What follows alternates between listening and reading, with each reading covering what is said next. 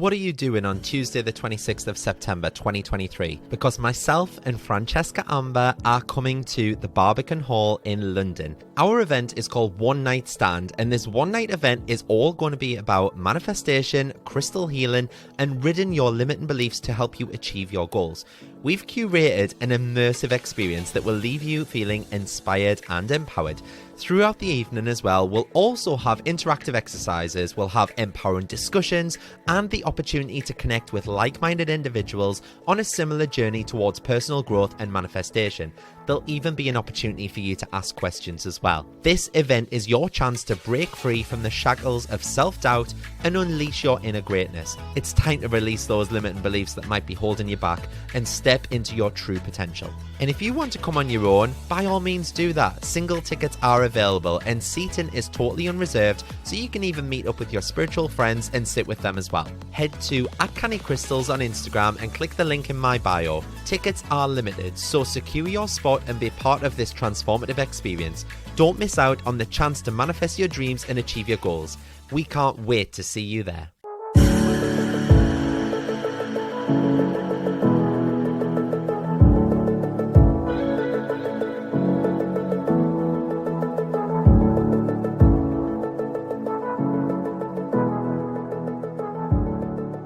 Hi everyone, thank you so much for joining me again on another episode of Canny Crystals, the podcast. I hope that you're all well. This week I've got a really exciting episode for you actually, because I've got a guest on the show finally. Woohoo! I won't tell you too much about her. I'll let you tell you all herself. But here we are welcoming the fantastical little ray of sunshine that everyone needs in their lives. It's Josie Baxter. Woo! I just had to put that on. I just had to put some cheering sounds on. Hi, Josie. How are you? I'm good, thanks. Good. So, Josie, just before we get started, would you obviously mind just telling everyone a little bit about yourself, what you do for work? Like, introduce yourself, but don't worry, it's not like Take Me Out or Love Island. So, I just want people to get. I just want people to get to know you and who you are as a person. So I am a personal trainer. That's how I met Mart. He comes to the gym that I work at / manage. So it's all I've ever done since I left school. And I have just finished studying a degree in sport therapy and exercise rehabilitation. And I have just started my yoga teacher training kind of journey. My official training doesn't start till July, but I've kind of started on the path of learning already with my mentor, Natalie, who I don't know if Mark, have you spoke about Natalie before? I haven't really spoken much about Natalie. I have mentioned that I've done the Crystals workshop at Natalie. But oh yeah, of course. Just to introduce Natalie, Natalie is a shaman, and she does shaman practices and things like that. But she's really good with yoga and meditation, and she's very spiritual, isn't she? And I mean, yeah. I really connected with her the first time I ever met her. And I mean, I met her through you because you've known Natalie for years, haven't you? And she's just a really warm, nice person, isn't she? And she always goes out of her way to do things. And obviously with me doing the crystal workshop alongside her, I got to really know her that day. But yeah, she's a fantastic ball of knowledge with all things spiritual, I think. So obviously, spirituality has just come about for you, I'd say, within the last 5 years. Would you think that's right? Yeah, I think kind of really from when I met Natalie, really. I think it's always been there, but you don't sometimes realise that that's what it is. I can always remember from being a little kid, my mum saying to me, "You're so bloody lucky. Things just always go your way." And I think really I've always manifested without realising. I've always just had a positive outlook, a positive attitude. And without realising, I've been just manifesting positivity. But do you think that that's because you've spent most of your life on a positive vibrational state as well, rather than being down in the dumps and thinking, oh, why does this have to happen to me? You're quite a positive person naturally. Do you know what I mean? So I do think that when you're in a positive state of being, you tend to manifest a lot easier and a lot quicker because you're already in that vibrational state. But I mean, even the last year or so, I think you've got is it the 7 chakra tattoos down your back now and things like that? Like you're having like this huge spiritual awakening, and like you said before, you're practicing teacher training for yoga and things like now, and that's amazing. But even like on a Thursday night when we've been coming to yoga with you, and just to incorporate that meditation in the end. Like some yoga practices don't even incorporate meditation, but for you, you're incorporating that in. And some people do find it a bit odd, but it's so nice, isn't it? Like when we're just able to switch off from the world. And I mean, the you 5 years ago would probably have never even thought of meditation or thought of Oh God. anything. Yeah. I think the meditation side of things and sort of the feeling of energy, like being able to feel energy, started when once I'd sort of gotten like maybe a year into my degree and I was doing sports massage. And I remember thinking like, God, I feel exhausted after like doing a day of clients. And a girl once texted us after I'd given her a sports massage, and it was not by any means a spiritual treatment or like even a necessarily very like therapeutic treatment. It was a deep tissue sports massage. But she texted us saying like, oh my God, I've just cried my eyes out the whole way home and I have no idea why. And I thought, that's my fault because I was in a really bad mood when I've massaged you and I've given you like bad energy. and like, if I do a lot of massage, I end up feeling very like drained. And it's not in a physically tired way. It's in an emotional, like I don't even have the energy to speak, which is like the opposite of me the majority of the time. But I think you're right, like doing that and starting to feel energy has made us more aware of sort of Like the of bigger like picture. how important like mind and body connection is. Yeah, 100%. Yeah. And so that definitely does show in my like yoga practices. Yeah, I think it definitely does. And I mean, like I say, looking back at the last 5 years and how quickly you've progressed, what do you think was that turning point? Do you think it was that light bulb moment of there being more to life? Do you think when you started realizing that everything is energy, is that when the light bulb kind of clicked for you? Yeah, I think I think it wasn't ever one like moment. I think it's been a kind of a few things, one from another, that have like led into something else, then something else, and something else. Like I think being self-employed and like never really having had employment ever. I guess I did go into paid PT roles to start with, but for very short, like a very short period of time, like from being quite young, I've been self-employed. Like you straight away kind of realize you've got to work for what you want Yeah. and you've got to be motivated. And my kind of job has always been helping people in a way, like to be fitter, healthier, stronger people. And that to me is amazing that that is what my job is. I don't understand it when people say they've had a bad day at work. Like, yes, I have bad days, but like I enjoy my job so much that like that I think is just something that a lot of people don't have. Yeah.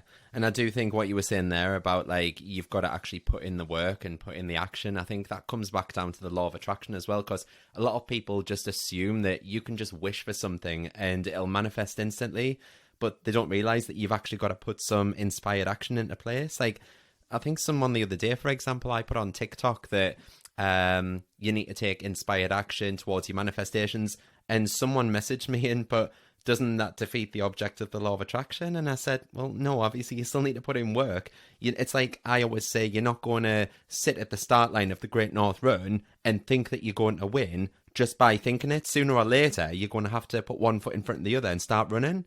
Do you know what I mean? And that's pretty much what you've had, isn't it? Like when Yeah. you've been chucked into employment, you've been chucked into self-employment, like you say, pretty much from school and college. And you've just had to roll with that.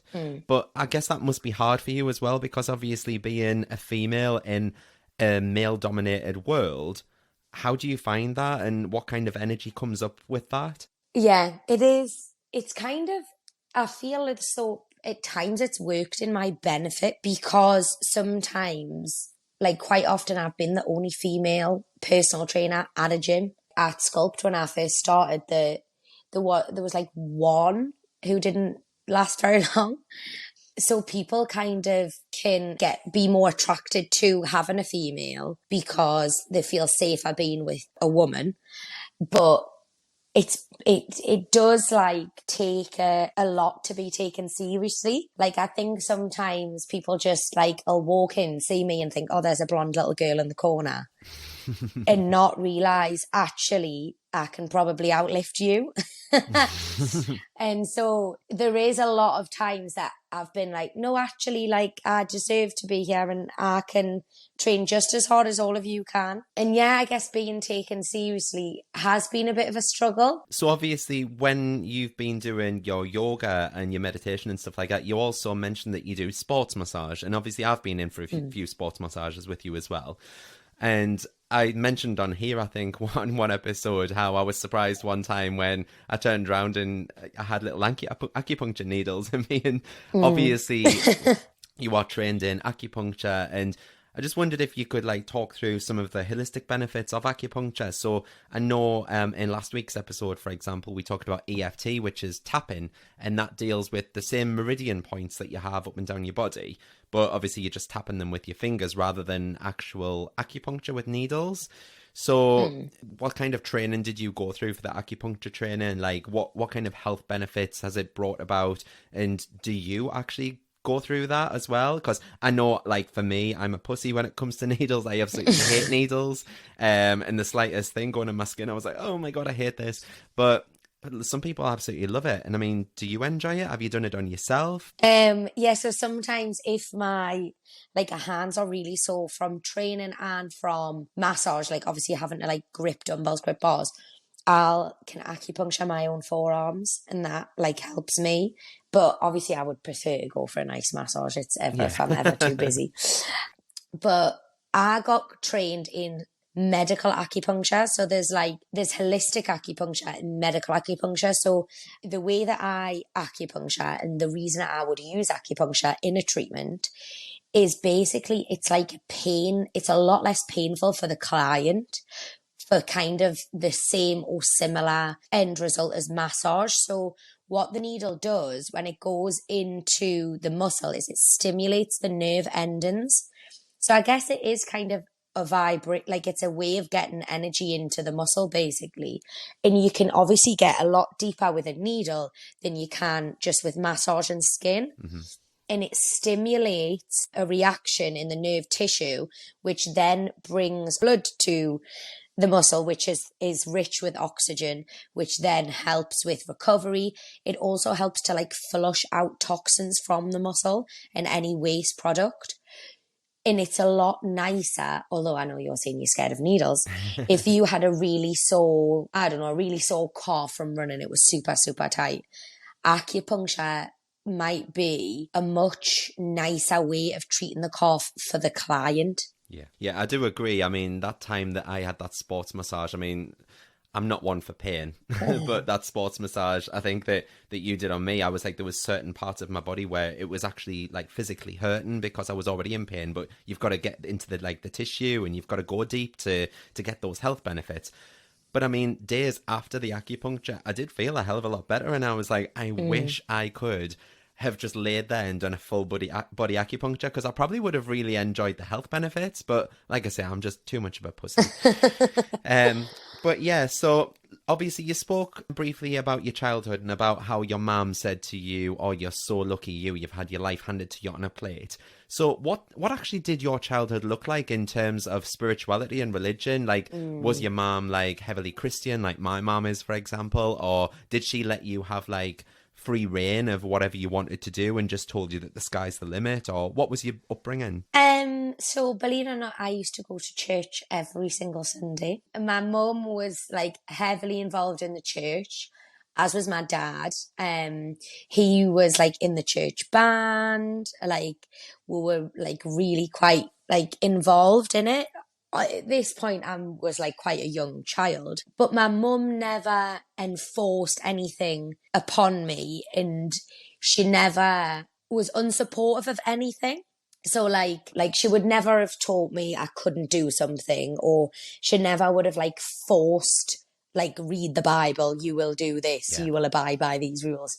I mean, I don't think she could because I was a bit of a wild child, but she never did. And I never felt as though I was religious. Like, I would say I've always believed in some sort of spirituality, and like, God, there's times in life when you sit and you pray, don't you? Yeah. But you don't know. I've never thought I'm praying to a God.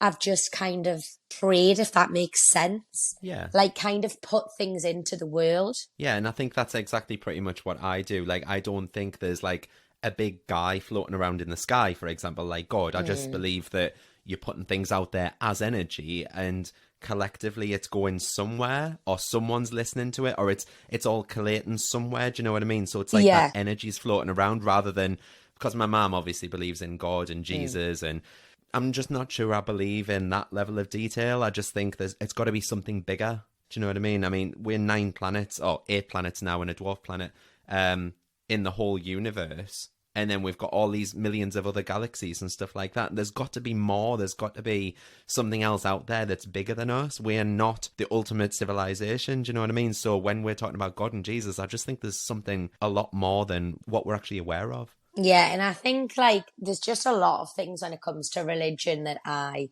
strongly disagree with. In like sort of growing up, we were heavily involved in the church until my mum and dad split. And even though that was all my dad's doing and my dad's fault, without going into too much detail, not everyone turned on my mum, but we were then not welcome in that environment, really. And Yeah. and that wasn't anything that my mum had ever done wrong. Do you know? And that to me just made me realize how actually this is a load of bollocks, because I know that my mum hasn't done anything wrong. Obviously at that age you don't fully understand everything, but there's no reason why she should be pushed out from something that she's always believed in. And but like, good on her, still believes in her faith and still has the Bible by her bed and all that jazz. But she, I think, was really unfairly treated. Bless her. Yeah, and I totally get that as well, because, I mean, I can totally sympathise with that. I mean, like I say, all my family, we always went to church and things when we were younger, and my mum and my auntie, they were like quite heavy churchgoers. They were always at hymn practice and stuff like that. And me growing up gay, obviously the Bible says like you're not supposed to be gay and things like that. Do you know what I mean? So it's a bit weird for me, because it's almost like love thy brother or whatever it is that they say in the Bible, but then in the next sentence they're saying, oh, but you can't be a part of the church because you're gay. And I'm like, well, that's not really, it's contradictory. Do you know what I mean? So I do think what you're saying, I just think there's a lot of things that contradict each other when it comes to religion, but we'll move on from religion anyway. So, but going back to your childhood, if you could go back and give your childhood you a piece of advice, like what would that be? Do you think it would be to just relax a bit more and be just who you are? Or do you think it would be something around your spirituality? What kind of advice would you give yourself? My advice would 100% be, as long as in every situation you do what you believe is the right thing, then you're never going to let anyone down and you're never going to cause any harm. And you are like, that is the right thing to do. That's really nice advice. I wouldn't have expected that coming from you, Joss. Oh, that's amazing.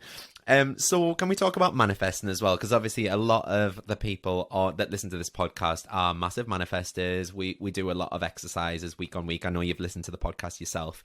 And just regarding manifesting, is this something you've done at any point in your life? I know you've said you've done it unconsciously, but have you ever had a vision and it's then come true and you've thought, oh my God, I've done this? And have you been aware of that?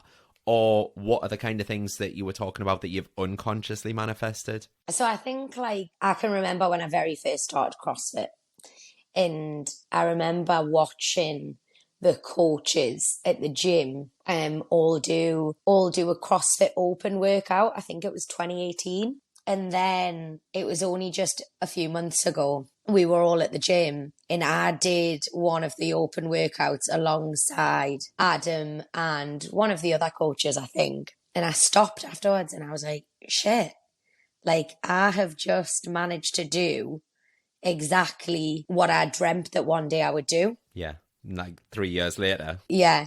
That I think was like a subconscious manifestation Yeah. in like what you said about, but you've got to put the work in. Like, yeah, I have. Like, I've had to train hard and had to like make big lifestyle changes, but it's been worth it, you know? Yeah, I know. I was going to say, because it wouldn't have just been handed to you on a plate. Like 3 years is a long time, and you have got insanely stronger over the last 3 years, especially. Like I was watching a video the other day. I think it was on your Instagram or your TikTok, and it was basically from a competition that you did like 3 or 4 years ago, and you were like, I think you were doing like, I can't remember what it's called, but anyway, you were doing something with barbells, and then it showed like what you were doing now, and I was like, oh my God, like, Oh, and you'd yeah. really, really improved. And I just thought, yeah, that's because you've put work in for the last 3 years, solid. Do you know what I mean? And you train pretty much every day, and you are like a powerhouse in there. Do you know what I mean? There are lads that go in there that you outlift on 100% basis, and I'm like, how is she doing this? You're just a little machine. I don't know how you do it. But obviously that was the last 3 years. So what's on your vision board now for the next 3 years? Like, what does the next 3 years hold for you? Like, what do you have on your vision board for the foreseeable future? Well, the upcoming plan is I haven't yet fully decided if I want to do my masters. I've put my name down for it, and I'm waiting for a sign because I don't know.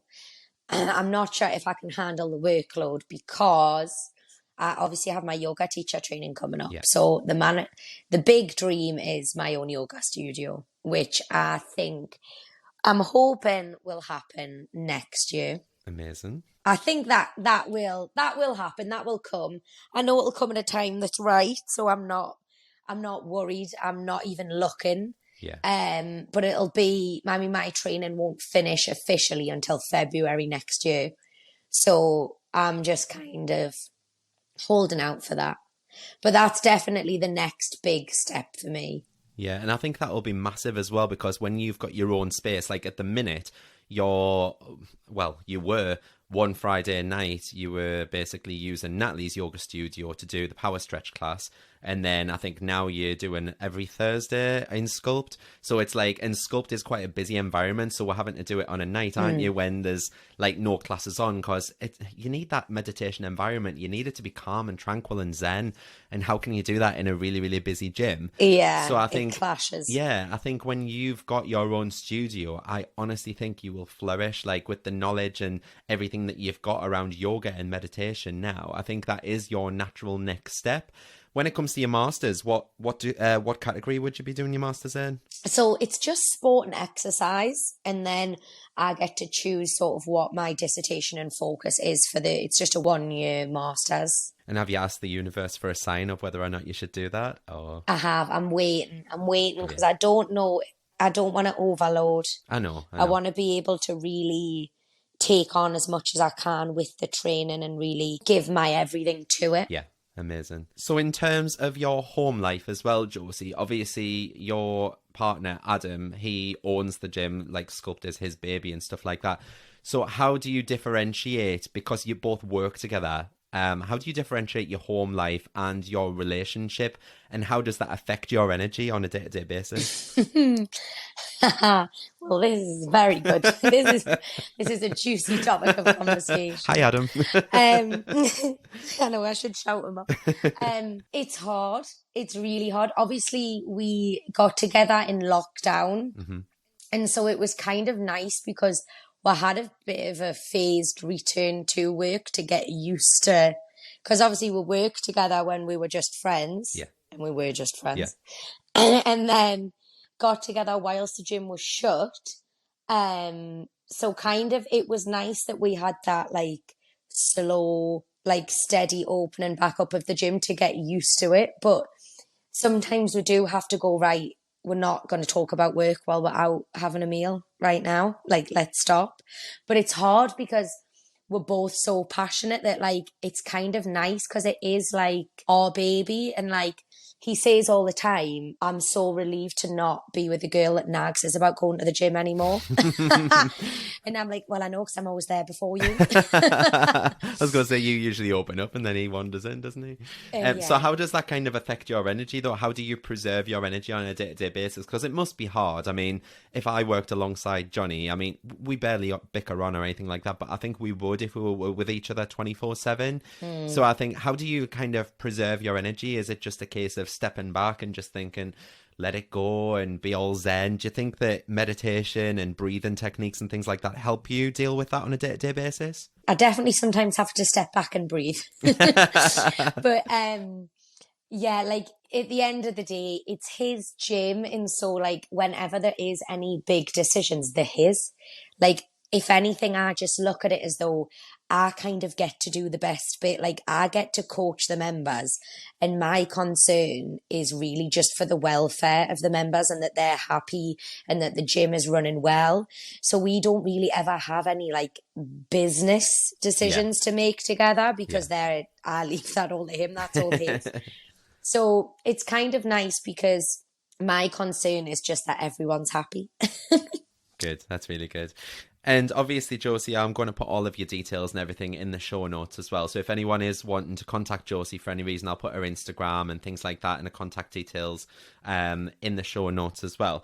But is there anything else that you'd like to talk about today, Josie, in terms of your sports massage and your PT, your group classes or anything? Is there anything that you'd like to mention to any other listeners out there? Well, if anyone would like to come and try the class membership with me and Mort at Sculpt, you are more than welcome to come along for a free taste test session. If you go onto the website, there is a link that you can follow, and I will do my best to reply to your email as quickly as I can. And yeah, I am running a Thursday night yoga class at Sculpt. You can book that again through a link that I always post on my Instagram. So if you follow me on there, and just watch out for a link. Yeah, and I mean, what I will say is that power stretch class that's on a Thursday night in Sculpt, it is so chilled and so zen. I mean, I have no previous yoga kind of experience. I mean, I only started yoga during lockdown, and I was using the Les Mills app, and I was just doing yoga for 20 minutes every single day.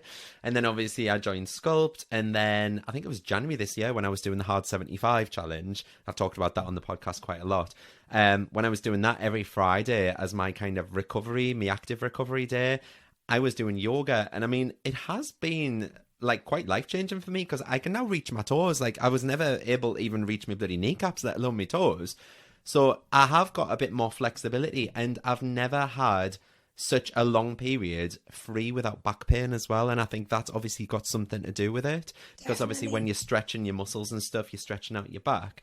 But I do think that Thursday night is just so zen. I mean, I'll encourage anyone, like I say, go on Josie's Instagram, get yourself down to Sculpt if you are in Newcastle. It's on a Thursday night. It's usually 12 to 14 spaces, I think. So it's quite limited. The classes are quite small. But it's only £7.50 as well. So get yourself down there. The link will be in the show notes as well. Like I say, over to Josie's Instagram, and she'll post on about that. But Josie, I just want to say thank you so much. You're my first ever guest. So it's been... Well, thank you for having me. It's been a weird experience getting this set up, hasn't it? And all the stuff that we've had to endure. We've got there in the end. We have. But thank you so much. And I just want to say to everyone else, thanks so much for listening. Like I say, all the links to today's episode will be in the show notes.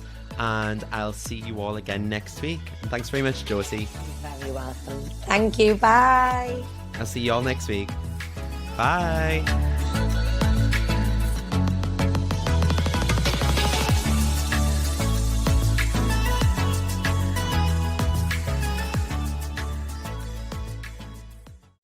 Come and join me in the Manifest with Mart community.